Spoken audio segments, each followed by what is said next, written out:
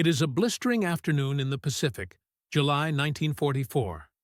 The air hums with the distant roar of artillery, and the smell of salt water mixes with the thick stench of gunpowder and sweat. In the midst of the battle-torn island of Saipan, U.S. soldiers pause. Their fatigues are stained with the grime of weeks spent in fierce combat. But this moment is different. The shooting has stopped, a fragile peace has settled, and in a small clearing under the heavy canopy of jungle trees, a gesture of humanity unfolds. A bottle of wine, passed among weary men, is opened. The cork pops, a rare luxury in this theater of war. As the red liquid pours into chipped tin cups, the soldiers gather, exchanging glances that speak louder than words. This is not a victory of strategy or firepower. It is a moment of fleeting connection, a shared act that defies the cruelty of war. But for the Japanese officers who have just witnessed this scene from the sidelines, the surprise is profound. In the world they know, victory and defeat are matters of pride, of honor. But this act of camaraderie, of shared joy, in the midst of their utter defeat, is an enigma. It cuts through the heart of the bitter, honor-bound nature of war, an unexpected breach of the rules. The U.S. soldiers drink, not in mockery or triumph, but in quiet reflection, unsure of what tomorrow might bring. The Japanese officers, standing at a distance, wrestle with confusion. They had never seen such an act in the heat of battle. For them, this was an affront to the spirit of combat. But for the American soldiers, it was an act of shared humanity, a fleeting moment of peace before the war's endless march continued. By the summer of 1944, the Pacific War was far from over, but the tides of battle had begun to shift. The United States, under the leadership of President Franklin D. Roosevelt and General Douglas MacArthur, had embarked on a strategy of island hopping, capturing strategic islands across the Pacific, one after another, moving ever closer to Japan's home islands. The goal was not only to weaken Japan's hold on the Pacific, but to establish forward bases that would serve as launching points for an eventual invasion of Japan itself. The year 1944 marked a critical turning point. In June, U.S. forces had secured the Mariana Islands in a brutal series of battles, with the Battle of Saipan standing as a pivotal moment. The Japanese had fortified the island with tenacious resolve, as they knew its loss would spell disaster. For the United States, the capture of Saipan was of enormous strategic importance. It would provide the airfields needed for long-range bombing raids on Japan, bringing the war closer to home for the enemy. On Saipan, the Americans faced not only a well-entrenched enemy, but an adversary willing to fight to the bitter end. For the Japanese, surrender was not an option. The concept of Bushido, the code of honor that dictated the warrior's death before dishonor, permeated their military strategy. They had fought hard on the beaches, in dense jungles, and through brutal hand-to-hand combat. The U.S. soldiers, many of them young and inexperienced, found themselves entrenched in the same relentless struggle, driven by a duty to defeat an enemy they barely understood. The intensity of the battle was matched only by the desperation on both sides. With each advancing U.S. unit, more Japanese soldiers, both soldiers and civilians, chose to commit suicide rather than be captured. It was a stark contrast to the American approach, where surrender was a common and accepted outcome. The mental and emotional toll of this war of attrition weighed heavily on all those involved. As the battle raged on, the Japanese forces on Saipan grew smaller and more desperate. By mid-July, the U.S. military had gained control of much of the island, though pockets of resistance remained.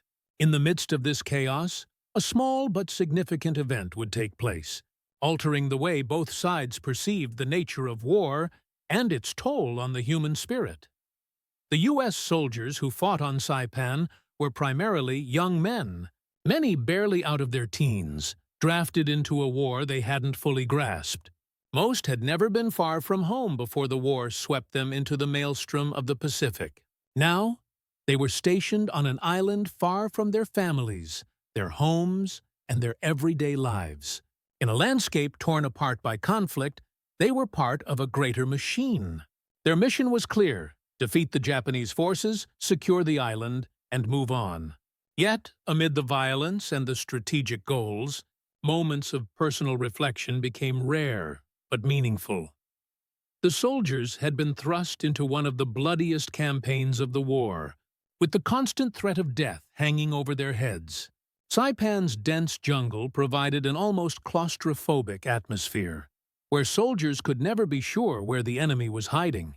In some areas, combat was so close that soldiers fought in trenches mere feet from one another. Mortars, machine guns, and grenades filled the air, creating a constant cacophony of war that drowned out everything else. Yet even in the worst of times, there were brief moments of humanity, moments where soldiers found solace in small acts of normalcy. For many, these moments were the only thing that kept them grounded. During rare lulls in combat, they would write letters home, share stories of life before the war, and occasionally laugh at the absurdity of their surroundings. A sense of camaraderie built as soldiers relied on each other to survive the next round of violence. They had been through hell together, and in doing so had formed bonds that could not be broken. For the Japanese soldiers, the story was vastly different. Their entire military culture was rooted in a code of honor that held death before surrender as the ultimate virtue. Unlike the Americans, who had been taught to value life and the idea of returning home, the Japanese soldiers were raised with the belief that dying for the emperor was a noble and sacred act. The Japanese Imperial Army was well prepared to sacrifice lives, both in combat and in desperate last-ditch efforts to repel invaders. This mindset had profound effects on the Japanese soldiers' conduct of war. As the battle on Saipan wore on, those who found themselves surrounded or outnumbered often chose to die by their own hands rather than face the dishonor of capture. To many of the soldiers, a defeat meant something far greater than just losing ground. It meant the tarnishing of their honor, a stain that could never be erased. This idea was so ingrained in their culture that it influenced every aspect of how they fought. The Japanese military, under the leadership of General Yoshitsugu Saito, believed that Saipan's defense was a matter of national pride. The fall of the island would signal a loss of control over the entire Pacific theater, and they could not allow this to happen. This deep cultural divide between the Japanese and American soldiers became most evident after the battle. As the U.S. soldiers stood victorious on the island, while the remnants of the Japanese forces prepared for one final desperate stand. It was in this moment that the cultural shock of the wine-sharing incident would unfold. For the Japanese officers watching from the sidelines, the idea of American soldiers offering each other a drink, not in mockery, but in camaraderie and reflection, was incomprehensible. To them, it was an act that conflicted with every principle of warfare they had been taught. The shared bottle of wine, passed between men who had been through hell together, spoke not only of victory, but also of something deeper. It was a quiet acknowledgement of the futility of war, a fleeting connection between enemies that transcended the boundaries of nationalism and military duty. But for the Japanese, it was something entirely foreign, a break from the hard-edged rules of combat they knew. Amidst the horrors of war, soldiers often find solace in the smallest acts. On Saipan, with the ground stained red and the air thick with smoke and exhaustion, U.S. soldiers shared a moment of peace, something they didn't know they would experience again for a long time. The bottle of wine, a rare and unexpected commodity in the Pacific, became a symbol of this fleeting humanity. For the men who had fought side by side, the shared drink was more than a simple indulgence. It was a recognition of their survival. They had withstood the horrors of battle, losing friends, comrades, and pieces of themselves. The wine was a small luxury, a symbol of victory that didn't carry the weight of traditional triumph. It was not the grand celebration they would have imagined. There were no parades or banners. There was only the quiet clinking of tin cups and a brief respite from the war. It was an act of solidarity. In the most brutal of circumstances, these soldiers, many of whom were only a few years away from high school, found a way to connect, to hold on to their humanity. The wine didn't just symbolize victory over the Japanese forces. It was a quiet rebellion against the dehumanizing nature of war itself. These soldiers had come to understand that survival wasn't just about outlasting the enemy. It was about maintaining a sense of self amidst the chaos, about acknowledging the shared struggles that transcended nationality or allegiance. Tactically, the victory at Saipan was a decisive turning point in the Pacific War. The U.S. had suffered heavy casualties, but the strategic importance of Saipan made the price worth paying. Control of the island allowed the U.S. to use it as a base for B-29 bombers, bringing Japan into range for the first time. This was a crucial development in the war's later stages, the start of the aerial bombardment campaign that would eventually decimate Japan's cities. However, the battle had been far from easy. The Japanese were well prepared, employing a combination of defensive tactics, fortifications, and guerrilla warfare that would become common throughout the Pacific theater. The island was heavily fortified, with Japanese forces using the natural terrain to their advantage. The U.S. forces, under General Holland Smith, faced a well-organized and determined enemy. The fighting was brutal, with Japanese forces making it clear that they would not surrender easily. But as the battle wore on and the Japanese positions were slowly whittled down, the Americans began to see a shift. The capture of the island was not just a military victory, it was a psychological one as well. The Japanese forces were crumbling, and the American soldiers were gaining ground, slowly but surely. In this context, the wine-sharing moment takes on a deeper significance. It wasn't just the aftermath of battle. It was the realization that the U.S. had reached the point where they could contemplate survival beyond mere combat. A brief but important moment of respite before the next battle. Leadership in the Pacific theater was defined by a relentless drive toward victory, but also by an understanding of the mental and emotional strain on soldiers. General Douglas MacArthur, one of the most iconic figures in the war, was known for his unwavering belief in the eventual triumph of the U.S. forces, even when the road ahead seemed nearly impossible. But it was the leadership of men like General Holland Smith that had the greatest direct impact on the soldiers on the ground. Smith's leadership in the Battle of Saipan was characterized by his unyielding commitment to the strategic goals of the war. Yet, in his management of the battle, he understood that the human element could not be overlooked. His command was about more than just winning the war. It was about ensuring that the soldiers, exhausted and worn, understood their role in the larger mission and that their efforts were meaningful. Smith's decisions were often at odds with the strict hierarchy of military command, but his approach in the Pacific represented a more modern, adaptive mindset. He recognized the importance of maintaining morale, and he understood the necessity of human moments, even in the midst of such brutal combat. This is why, when the fighting subsided, the soldiers were able to find moments like the wine sharing. It was a brief escape from the larger, more brutal narrative of the war.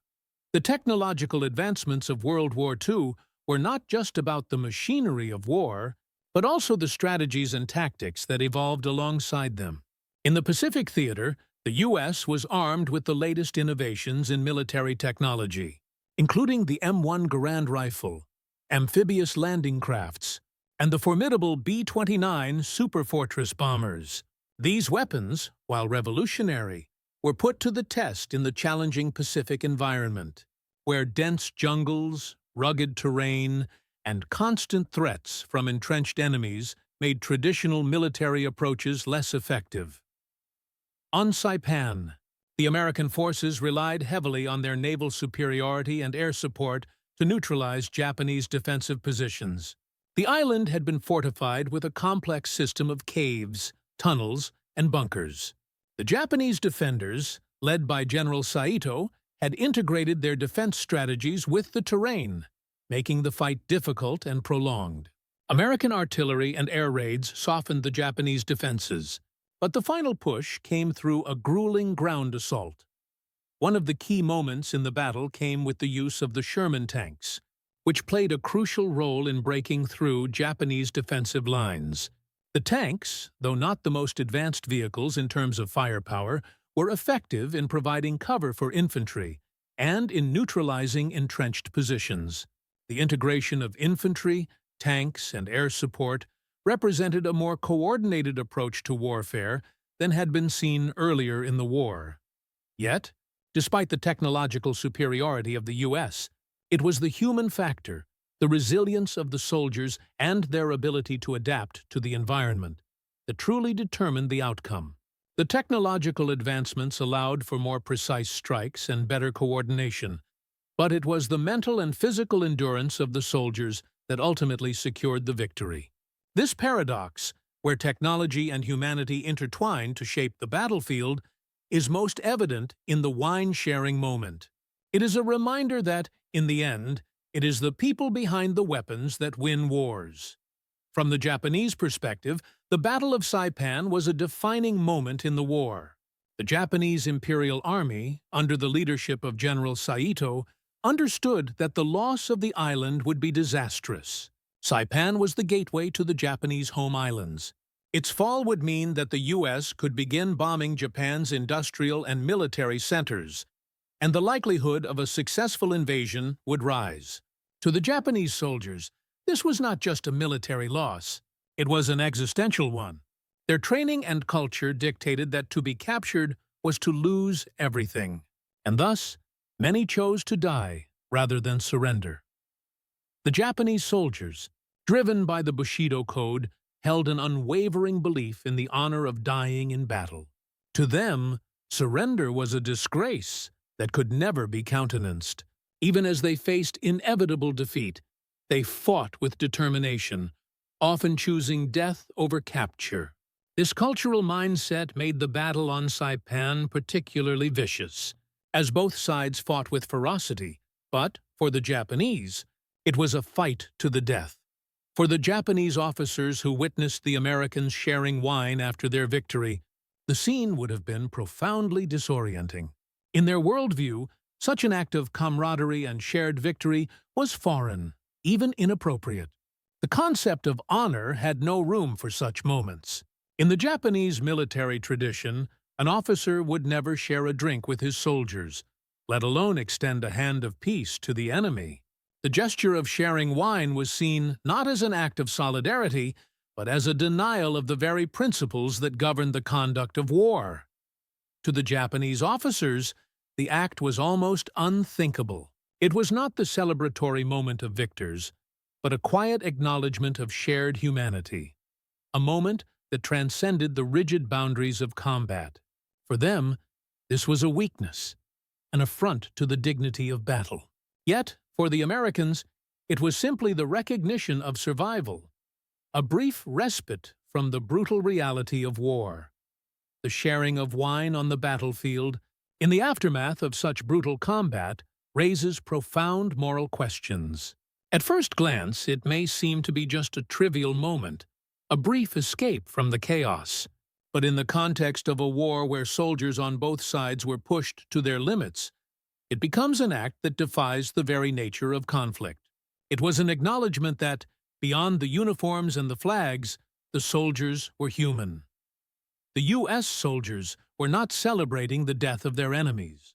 They were not mocking their defeat. Rather, they were recognizing the shared experience of suffering, the moment of survival, and the fleeting peace that comes after a brutal battle.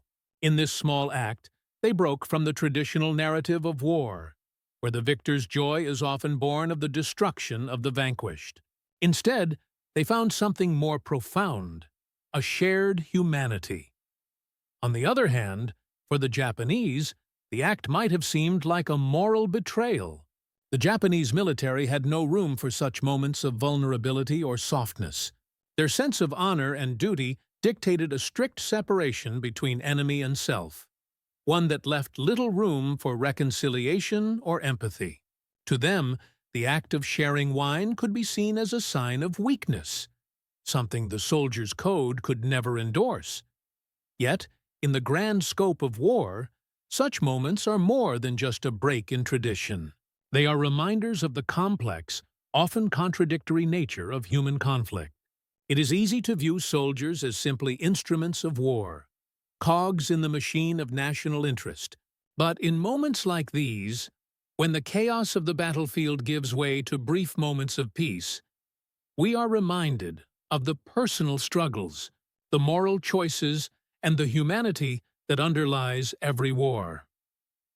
The Battle of Saipan had been raging for nearly a month. The U.S. forces, led by General Holland Smith, were slowly grinding down the Japanese defenders. But the island's strategic significance and the fierce resistance of the enemy made the victory anything but assured. As the battle entered its final stages in mid-July 1944, the situation had reached a critical point, both for the soldiers on the ground and for the broader Pacific theater. In the dense, sweltering jungles of Saipan, U.S. soldiers advanced slowly, often under heavy fire from Japanese positions that were entrenched deep within the island's rugged terrain. Japanese forces, led by General Yoshitsugu Saito, had made it clear that they would fight to the death. The Japanese soldiers, well versed in their code of Bushido, refused to surrender, committing acts of desperation, including suicide attacks, in the face of overwhelming odds. For the American soldiers, the battle was both a test of endurance and of willpower. One of the most harrowing moments came during the final push toward the northern tip of the island. Here, the Japanese soldiers were cornered in a last-ditch defense. The brutal nature of the fighting intensified as American forces closed in, and the Japanese military leadership gave orders to fight to the last man. The battlefield was a grim spectacle. Men, both American and Japanese, laying down their lives in a struggle that seemed increasingly futile, yet driven by an unrelenting commitment to honor and survival. By July 9th, the U.S. forces had gained control of the southern and central portions of the island. But the battle wasn't over yet. In the north, pockets of Japanese resistance remained, and the U.S. Marines and Army units had to continue to clear out these last defenses. It was during this final phase of the battle that the wine-sharing moment would occur. With the last organized pockets of resistance eliminated by mid-July, U.S. troops began to consolidate their victory. As they secured the island's critical airstrips, they could begin to assess the true cost of the battle. The Americans had taken Saipan, but at a heavy price. More than 3,000 U.S. soldiers were killed, and many more wounded. For the Japanese, the toll was even greater. Nearly 30,000 soldiers died in the battle, with thousands more choosing suicide rather than surrender. The defeat marked the beginning of the end for Japan in the Pacific.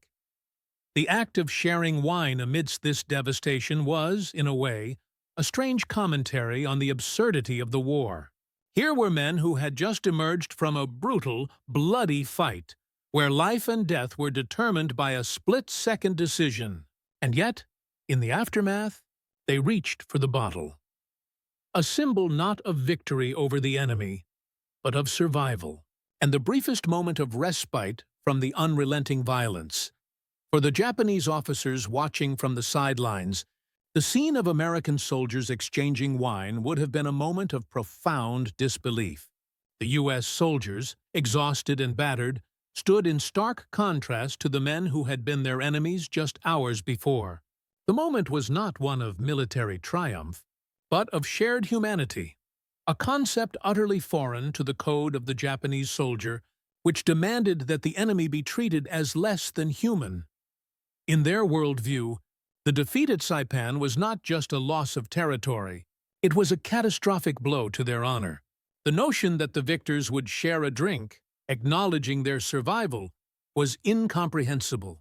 This act, seemingly innocent, was a cultural breach that went against everything the Japanese soldiers had been taught about war and honor. But for the U.S. soldiers, it was a simple, fleeting acknowledgement of their shared experience, a quiet recognition of the harshness of war, and of the bonds that had been formed through it. The moment spoke not only to the madness of the battle they had just endured, but to the fragility of life itself in such an unforgiving conflict. As the dust began to settle on Saipan, the scale of the victory became clear, but so too did the cost. The U.S. forces, victorious after weeks of brutal combat, now found themselves standing amid the remnants of a battlefield that was both a triumph and a tragedy. The win at Saipan was monumental. It gave the United States critical airfields for long-range bombers, marking a significant step toward the eventual invasion of Japan. But the psychological and emotional toll on both the U.S. soldiers and the Japanese defenders could not be underestimated. For the Americans, the victory at Saipan was seen as a crucial moment in the Pacific War. It represented a tangible step closer to the Japanese home islands, bringing the conflict to their doorstep. The U.S. military now had a base from which they could launch aerial assaults on Japan itself, marking the beginning of a new phase of the war, one that would eventually lead to the firebombing of Japanese cities and the use of the atomic bomb. Yet, amid the strategic importance of the battle, the human cost was significant. More than 3,000 American soldiers had died, and over 10,000 had been wounded. These losses were a heavy reminder of the price of victory. The soldiers who remained were physically and mentally exhausted, having faced some of the most intense combat of the entire war. For many, the victory felt hollow. The island was secured, but at what cost? It was a question that lingered in the minds of many men who had fought and survived the brutal campaign. For the Japanese, the defeat was catastrophic. The Battle of Saipan was one of the most devastating blows of the war. Nearly 30,000 Japanese soldiers had died, with an additional 22,000 civilians, including women and children, killed in the fighting or through mass suicides encouraged by the military leadership. The Japanese military was stunned by the scale of the loss, and the imperial command realized that the war was no longer one they could win. The fall of Saipan signified the loss of a key defensive position in the Pacific, and with it, the strategic advantage they had once held. What truly set the aftermath of Saipan apart, however, was the cultural shock it inflicted on the Japanese soldiers. For them, the war had always been about honor, sacrifice, and the unwavering belief that they would either defeat their enemies or die trying. The idea that U.S. soldiers, after their victory, would share a bottle of wine was incomprehensible. It was seen as a breach of the very fabric of military tradition. To the Japanese officers observing this moment from the distance, the act symbolized a defeat of not just their forces, but their entire worldview. In their eyes, it represented weakness, a break from the code of honor that had governed their lives. Yet, in this simple act of sharing wine, the U.S. soldiers revealed something profound. That victory, in the end, was not about humiliation or mockery of the defeated, but about survival. The wine was a symbol of their ability to endure, to keep their humanity intact in the face of unimaginable horrors. It wasn't about diminishing the enemy, but about acknowledging the shared experience of suffering, an experience that, in war, transcends nationality. The act of drinking together was a fleeting moment, a pause in the relentless tide of history, but it was also a poignant reflection of the reality of war. It was a recognition that, in the end, soldiers on both sides were human beings, their lives defined not by the flags they fought for, but by the bonds they formed in the trenches, the jungle, and the very heart of battle. For the U.S. soldiers, it was a brief but powerful respite, a moment that reminded them of the strength of their bonds and the fleeting nature of their survival. The victory at Saipan was an undeniable strategic success for the United States, but its immediate aftermath was not without challenges. For the U.S. military, the capture of the island was a crucial step in the broader Pacific campaign.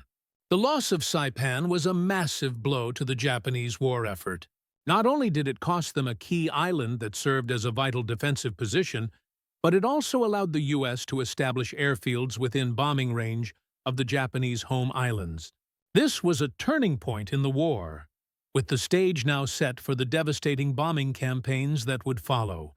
However, while Saipan was a victory in military terms, it was also a sobering reminder of the brutality of the Pacific War. The U.S. forces had paid a heavy price. The casualties among American troops were staggering. More than 3,000 soldiers were killed, and over 10,000 were wounded. For those who survived, the memories of the battle would haunt them for the rest of their lives.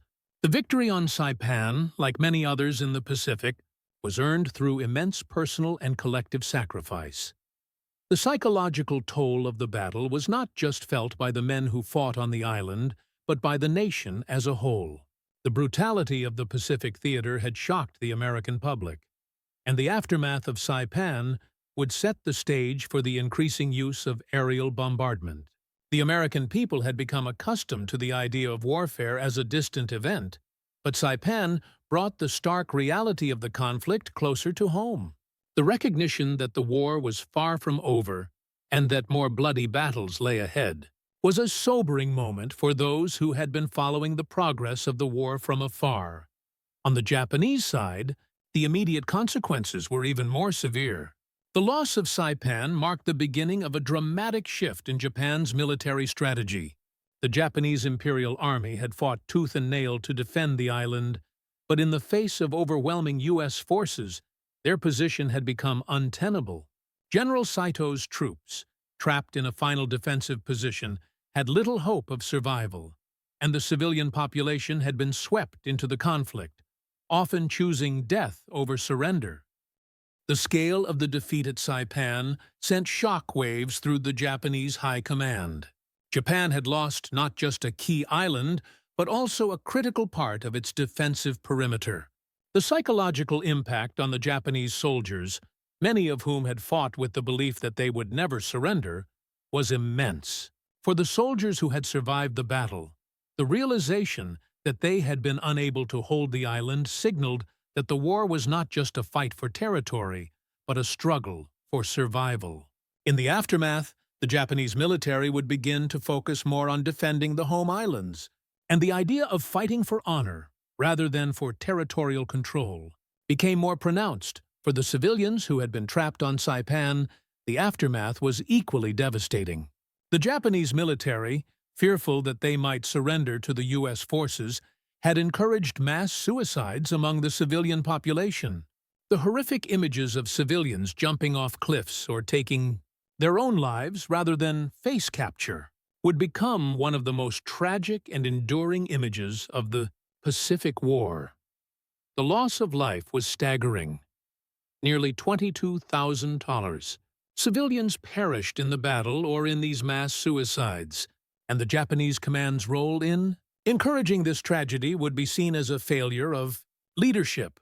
The long-term effects of the Battle of Saipan were felt, not only by the U.S. and Japanese forces, but also by the broader strategy of the Pacific War. Saipan marked a critical shift in the direction of the conflict, signaling the beginning of the end for Japan. After the victory, the United States gained control over the airfields on Saipan, and from there, the B-29 Super Fortress bombers began targeting Japan itself.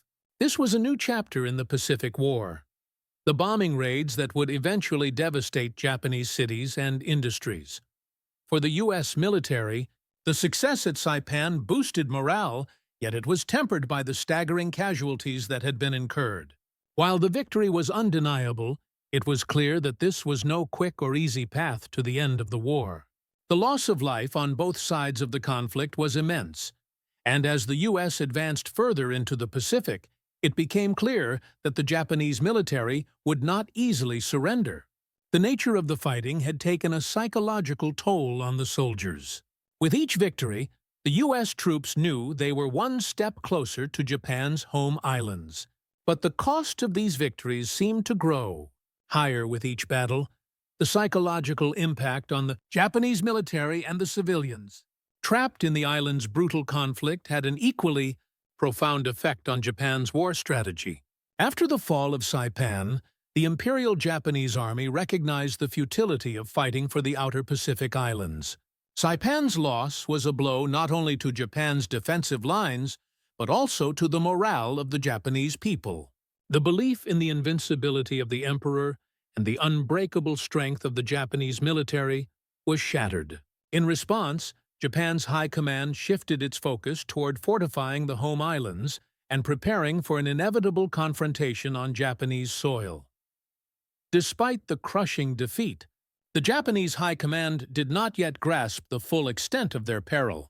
Rather than seeking peace, they doubled down on their belief in the righteousness of their cause.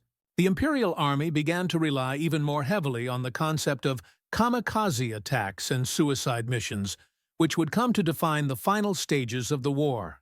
The desperation in their tactics was evident, and while they had no chance of turning the tide, the Japanese military would continue to fight, driven by a warped sense of duty and honor.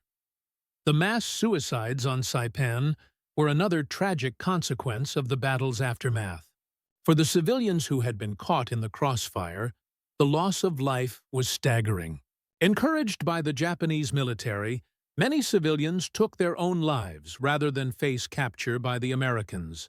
The impact on the civilian population, many of whom had no part in the conflict but were caught in the grip of military orders, was devastating. The human cost of the war was not just confined to soldiers. Entire families were lost, and the emotional scars left by these events would linger long after the war's end. The U.S. soldiers, on the other hand, were forever changed by the battle. They had experienced death, fear, and comradeship in ways that most could never understand. The sight of the Japanese soldiers and civilians' desperate acts of suicide and their refusal to surrender left a profound impact on the U.S. troops. They had won the battle, but the victory felt incomplete. As they shared wine after the victory, it was not just a celebration, but a moment of collective reflection. The reality of the war, the trauma, the losses, the moral complexities weighed heavily on them. This moment of shared humanity, the act of drinking wine amidst such devastation, was a stark reminder of the emotional toll of war. It was a brief moment of camaraderie in an otherwise harrowing conflict. The act was not a glorification of victory, but a recognition of survival. For the U.S. soldiers, it was an acknowledgement that, despite the brutality they had witnessed and the terrible losses they had suffered, they were still human.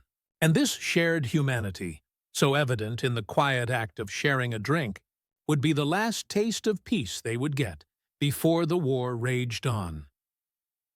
The Battle of Saipan marked a pivotal moment in the Pacific War, not just for its strategic significance, but for its emotional and human impact. For the U.S. soldiers, the moment of sharing wine amidst the devastation was more than a fleeting respite. It was a rare acknowledgement of the humanity that persisted even in the darkest of times. Amid the brutal, relentless nature of the Pacific conflict, this brief act of camaraderie symbolized the fragile thread of peace that war so often destroys. For the Japanese, Saipan was a symbol of their loss of invincibility, a moment when the bitter reality of the war began to settle in. But the shared wine, the emotional bridge built between enemies, was a concept they could not understand, for it was outside the rigid code of honor they had fought to protect. In the grand scope of the war, this moment was small, but it spoke to something deeper, a quiet reminder that, even in the heat of battle, the soldiers on both sides were more than just instruments of war. They were human beings, bound by the same fears, the same hopes, and the same will to survive.